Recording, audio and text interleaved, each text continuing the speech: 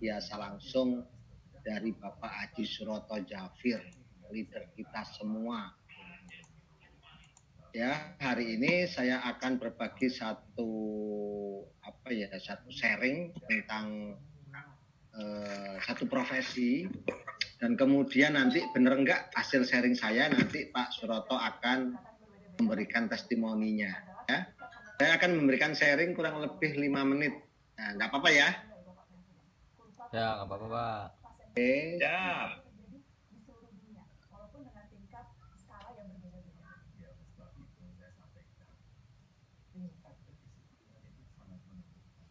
Sampai delik ya.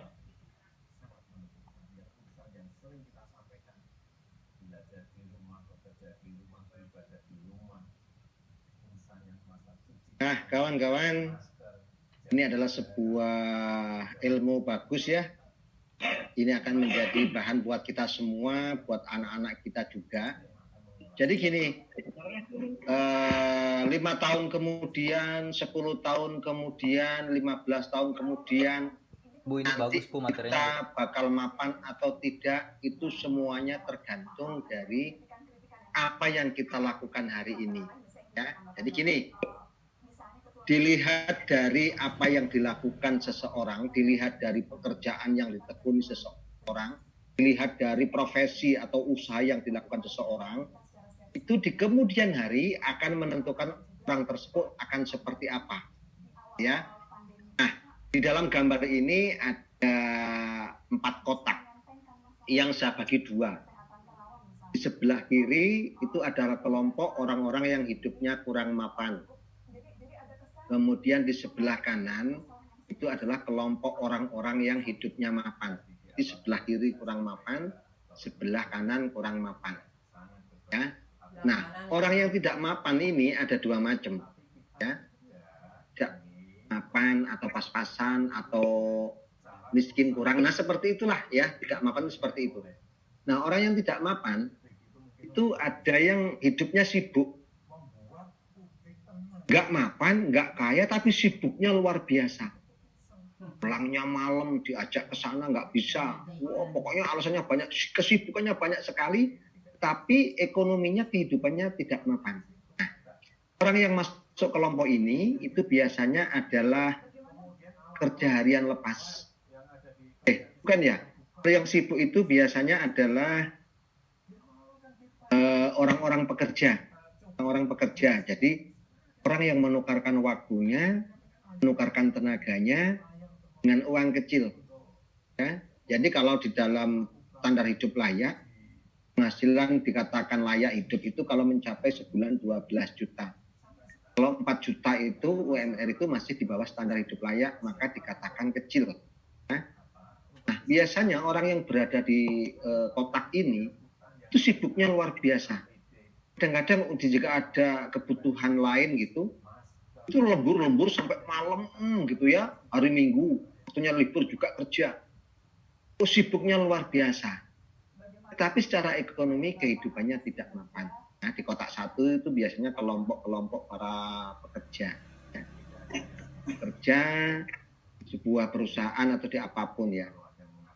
Kemudian kelompok 1 yang tidak mapan ini ada kelompok yang kedua, yaitu tidak mapan tapi tidak sibuk. Ini lumayan sih, lumayan gitu. Nggak mapan tapi nggak sibuk, banyak waktu gitu.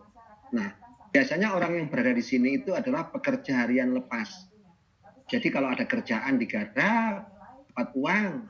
Ada kerjaan nganggur, nggak dapat uang. Makanya nggak mapan, tapi nggak sibuk. Ya. Termasuk orang yang sedang mencari pekerjaan, alias pengangguran itu berada di nomor 2. Tidak sibuk. Ya. Nah, sekarang bagaimana supaya kita bisa hidup di mapan? Maka pilihlah profesi yang sebelah kanan. Supaya hidupnya mapan. Yang ketiga itu adalah orang mapan, tapi sibuknya luar biasa. Nah, ini sering kita lihat di sinetron, sering kita lihat di film-film. Bagaimana orang yang sibuk luar biasa sampai anaknya nggak kebagian waktu, bapaknya nggak kebagian waktu. Tapi mapan sih nggak apa-apa. Sibuk mapan itu lebih bagus daripada kayak nomor 1.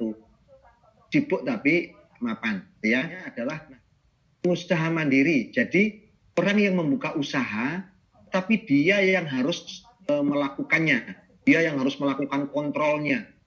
Boleh jadi dia buka beberapa perusahaan, misalnya dia buka perusahaan travel, dia buka perusahaan mekanik, dia buka bengkel, gitu kan.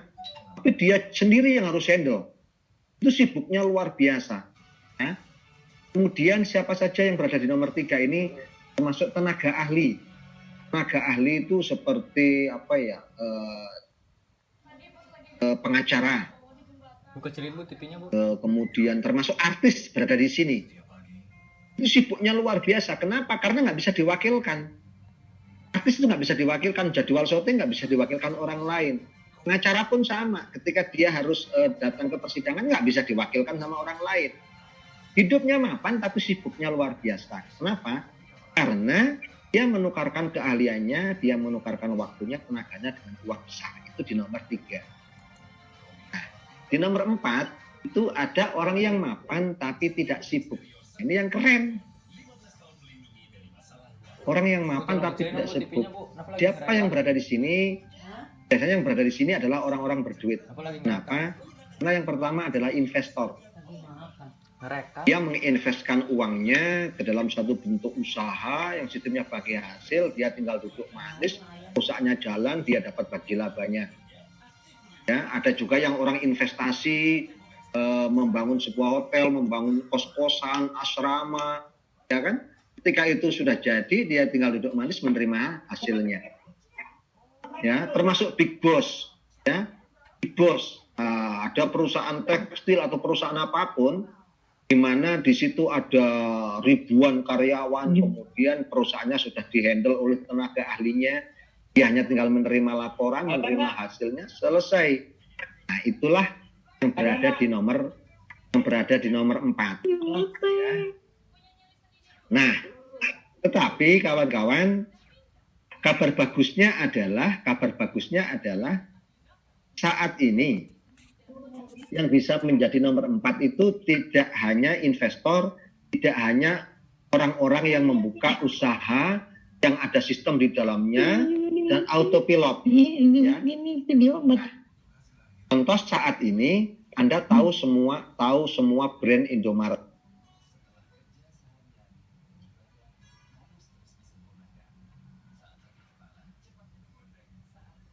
Hari ini nggak tahu kemana. Mungkin dia piknik kemana, nggak tahu kita. Kenapa? Karena yang bekerja sistem. Semuanya online, ada sistemnya yang sudah autopilot. Jadi omset gelinding, hasilnya besar luar biasa, tapi dianya tidak sibuk. Nah ini, yaitu usaha yang menggunakan sebuah sistem autopilot. Tapi usaha-usaha yang saya sebutkan barusan, menjadi seorang investor, menjadi big boss, kemudian membangun usaha yang menggunakan sistem autopilot, itu butuh keahlian yang sangat luar biasa, butuh riset yang sangat lama, butuh modal yang sangat besar, tak cukup miliar, bisa triliun modalnya. Tapi Anda bisa berada di nomor 4. Gitu. Nah, kabar bagusnya adalah bahwa bisnis yang kita geluti saat ini, itu adalah bisnis yang dimulai dari nomor 1. Anda sibuk tapi belum mapan, itu baru join. Ya. Kemudian sudah mulai besar grupnya, Anda sudah mulai tidak mapan, belum mapan, tapi tidak sibuk karena sudah ada donen yang mewakili kita kegiatan. Nah, setelah meraih mobilio, misalkan ya, Anda sudah mulai masuk nomor 3. Anda sibuk, tapi sudah mulai mapan, tapi sibuk, masih mimpin home sharing, masih bantu donen prospek, masih presentasi ke sana ke sini, sibuk luar biasa. Tetapi ketika sudah tembus luxury, sekali, 2 kali, 3 kali, itu Anda sudah berada di nomor 4. Saya hari ini Bapak Haji Ahdan Haris, Bapak Suroto Zafir, Bapak Randu Sekti Wibowo, meskipun ada suasana pandemi corona, di rumah saja, rebahan, pakai sarung, itu tetap ratusan juta masuk ke rekening. Itu keren, luar biasa. Nah, ini adalah sebuah profesi nomor 4. Jadi, kalau dikelompokkan nomor 4, ending hasil dari bisnis sinergi ini itu setara dengan para investor. setara dengan para big boss, setara dengan para pengusaha yang menggunakan sistem autopilot seperti pemilik brand Indomaret, Alfamart dan sebagainya. Ya. Nah, hari ini kawan-kawan kita akan dengar salah satu nomor 4. Ya, nomor 4. Bahkan ini penghasilannya bisa lebih besar daripada para investor yang modalnya ratusan miliar. Ya. Nah, kita dengar apakah betul selama pandemi corona, selama diam di rumah, selama pakai sarung, selama gelendangan rumahan, apakah betul Bapak Hadi Suroto tetap dapat bonus dari BPJS, ya? Nah, kawan-kawan, kita dengarkan langsung sharing dari Bapak Hadi Suroto Jabir. Sharing dari saya cukup ini 1 halaman saja, ya, biar Anda paham bahwa profesi yang Anda tekuni saat ini itu endingnya adalah membuat kita berada di kelompok nomor 4, yaitu orang yang kehidupannya mapan tetapi pada akhirnya tidak sibuk atau punya banyak waktu. Ya, semoga sharing ini bermanfaat buat kawan-kawan. Masalah mantap. Oh iya kan? Nah, kawan-kawan, hari ini kita hadiran Bapak Hadi Suroto luar biasa loh ya. Ini salah satu bukti bahwa profesi ini bisa membuat Bapak Suroto itu berada di kanan nomor 4. Itu. Masalah. Sarungan terus di rumah saja, gelendangan tapi tetap duit-duit. Beli rumah 3 miliar kayak beli gorengan sambil lewat langsung turun dibeli, ya keren itu. Ya, monggo Pak Suroto silahkan sharing nikmat apa yang sudah didapat, kemudian apa yang ingin disampaikan buat kawan-kawan semua. Salah, terima kasih kepada Alhamdulillah. Assalamualaikum warahmatullahi wabarakatuh. Waalaikumsalam. Waalaikumsalam. Terima kasih. Terima kasih kepada rekan-rekan semua. Selamat pagi. Matahari belum terbit ya. Alhamdulillah kita patut bersyukur selalu kepada Allah Taala. Salawat dan salam kita selalu panjatkan kepada junjungan alam dan juga besar Muhammad SAW, sehingga kita menjadi rahmat sampai kiamat. Teman-teman sekalian, alhamdulillah sharingnya Bapak Ruhani Gustira memang just kita yang satu ini memang luar biasa. Nah, saya sangat sangat terharu, sangat kagum dengan beliau ini, begitu menginspirasi kita semua. Dan apa-apa yang disampaikan itu memang spesial, luar biasa. Nah, teman-teman sekalian, di sini alhamdulillah kita bisa dipertemukan ya dalam kondisi COVID ini. Semoga kita bisa menerima ujian atau cobaan ini. Saya yakin di balik ujian ini kita pasti akan diberi 2 kemudahan. Kan? Nah, teman-teman sekalian, saya terima kasih sekali bisa bertemu muka walaupun jarak jauh. Ya, kangen sih pengen ketemu dekat, tapi mudah-mudahan nanti walaupun kita saat ini dengan cara begini, insya Allah ke depan tidak mengurangi motivasi kita untuk membangun kehidupan yang lebih baik. Nah, teman-teman sekalian, menyikapi tadi, memang yang disampaikan oleh beliau itu luar biasa. Nah, saya sendiri merasakan bagaimana perjalanan saya menjadi seorang tukang bakso gitu ya, dulu yang luar biasa. Kalau saya itu, kalau pengen dapat uang ya sangat sibuk, ya kan? Ya uangnya ya ada, tapi sibuknya luar biasa. Nah, saat ini begitu saya merubah diri saya, ingin menambahkan sebuah penghasilan yang dengan cara yang berbeda, yaitu dengan berjoin dengan eco racing. Alhamdulillah, saya kurang lebih bergerak sekitar 3 tahun. 3 tahun ini diberi nikmat, alhamdulillah kita sudah dapat mobilio sekitar 16, Pajero-nya 9, insya Allah besok tambah 1 jadi 10. Masya Allah. Dan rumahnya 5, insya Allah besok tambah 1 jadi 6. Masya Allah. Kurang 100 poin lah. Nah, ini saat ini yang ini saya bukan berarti masalah itu. Nah, yang saya syukuri tadi teman-teman sekalian, kita kondisi COVID semacam ini, semua ekonomi itu betul-betul mati. Bahkan kalaupun yang tidak mati itu kalah kabut atau sekarat. Nah, saya pun mengalami kondisi itu. Omset saya terus jalan jujur saja kepada teman-teman turun kurang lebih sekitar 80%. Bukan 50% lagi, 80%. 80% dari. Tapi kalau kita lihat dari bonus kita ya mingguan atau bulanan alhamdulillah masih di atas 100 juta. Jadi Di atas masih 100 juta. lumayan ya. Jadi dibandingkan teman-teman usaha yang lain mungkin sudah harus membayar PHK dan sebagainya. Kita orang eco-racing masih bisa menikmati, tidak perlu memikirkan bonus-bonusnya. Kita pikirkan hanya sedekah aja yang banyak ya. Itu seperti itu. Nah, ini Jadi, Suroto, ya? jadi omset sedang turun, itu saja masih dapat 100 juta lebih ya? Nah, Alhamdulillah, Masya Allah. Alhamdulillah. Jadi artinya apa? Artinya apa? Bahwa profesi ini menurut saya ini layak dikerjakan. Nah, kita lihat kurun waktu. Kita namanya kerja itu kan mesti ada target sesuatu yang usaha ini pantas gak kita kerjakan. Nah, kalau saya menurutnya begini. Kalau suatu kerjaan yang saya lakukan kurang lebih minimal 2-3 tahun dengan pekerjaan saya ini bisa menghasilkan yang layak, ini pantas kita lakukan. Artinya yang lain seperti apa tergantung ukuran kita masing-masing, ya kan? Oh saya 100 juta itu belum layak ya masih saya kerja, betul tidak? Yang 10 juta udah layak ya sudah silakan dengan sungguh-sungguh. Nah, dan alhamdulillah saya punya target itu sangat besar. Saya merasa target saya itu tercapai. Nah, yang pertama saya bisa mendapatkan passive income dari hasil MLM ini saya rubah ke konvensional yang bisa minimal 1 juta passive income tanpa saya sentuh. Nah, saya harus beli apa gitu kan? Apakah saya harus beli properti, bikin kos-kosan atau apa? Itu minimal 1 juta. Itu langkah target sukses saya pertama. Kan penghasilan di MLM-nya 10 juta per hari kan? Karena di MLM itu 10 juta per hari itu sesuatu yang biasa, betul tidak? Ya kan? Kalau konvensional bisa dapat 1 juta sehari itu besar, Pak. Kan saya konversi ke konvensional juga. Hasil saya ini, saya ingin membangun sesuatu usaha di luaran sana yang juga bisa menghasilkan minimal 1 juta passive income tanpa saya sentuh. Kenapa? Saya ingin tetap berjuang saya karena uang yang gede itu di MLM.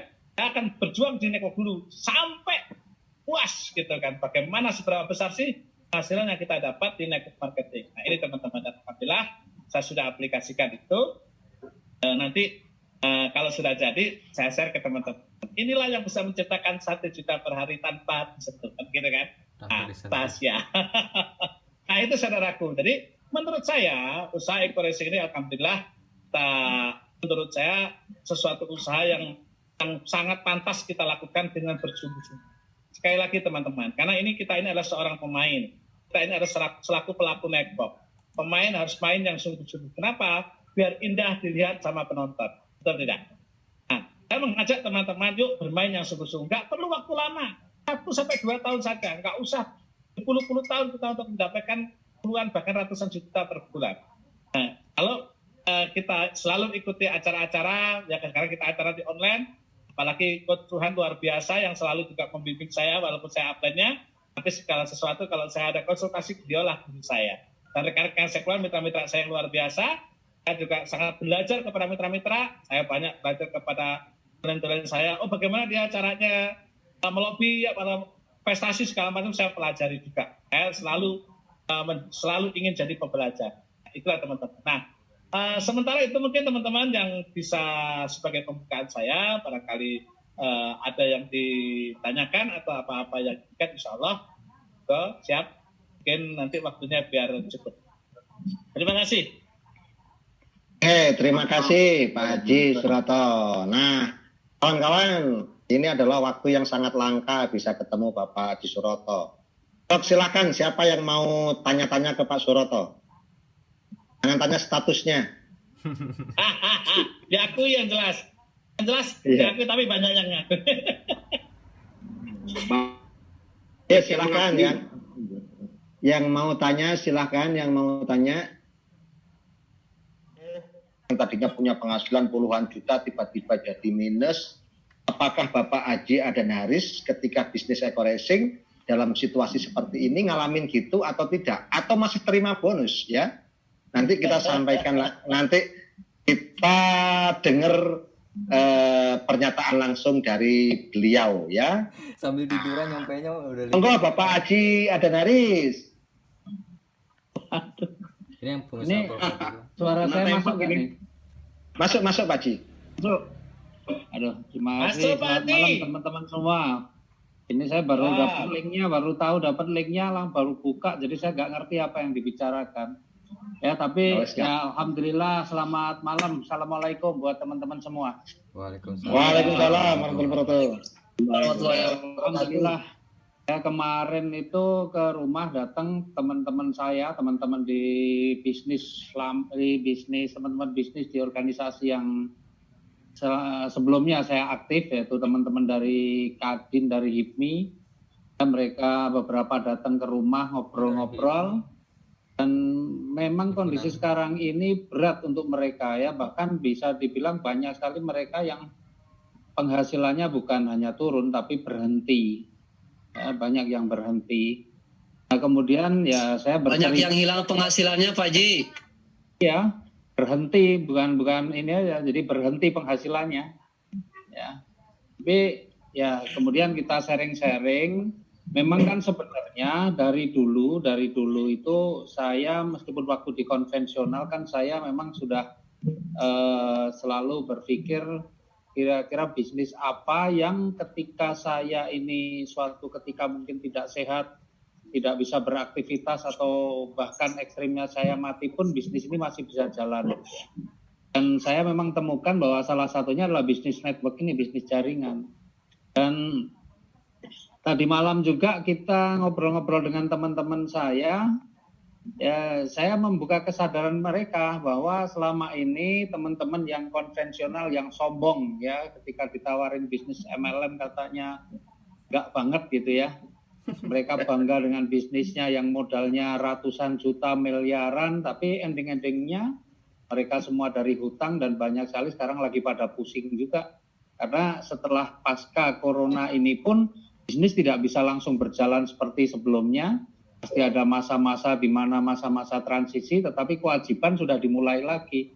Mereka sudah menyiapkan pusingnya dari sekarang. Maka saya kadang bilang sama teman-teman, ya orang-orang ini memang yang konvensional ini orang-orang yang hidup dengan kesombongan gitu ya. Karena mereka membanggakan dengan hasil modalnya yang besar, kantornya segala macam yang kelihatan secara fisiknya. Tapi pada faktanya akhirnya kan mereka juga pusing.